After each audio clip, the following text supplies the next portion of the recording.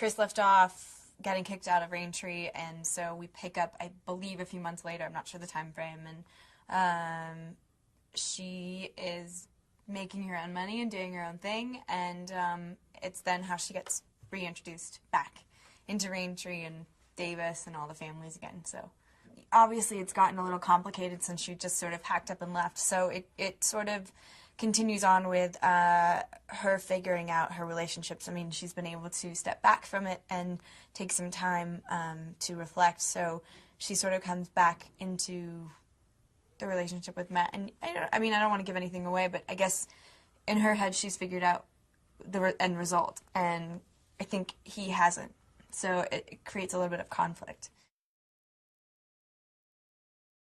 Well, at the same time, Wildfire's at also a breaking point in his journey, and he's sort of at a T as well, I suppose. And I don't know. I mean, I guess they really are connected. It's kind of like, Wildfire's my doppelganger. I don't know. I mean, they're like, he's also at a point where he's evolving, I suppose, or and that brings them together. It's not so much a horse, it's just the idea that something's not going to judge me or talk back or those sort of things. So you forget the fact that you're talking to either an animal or an inanimate object sometimes because you're talking to an ex.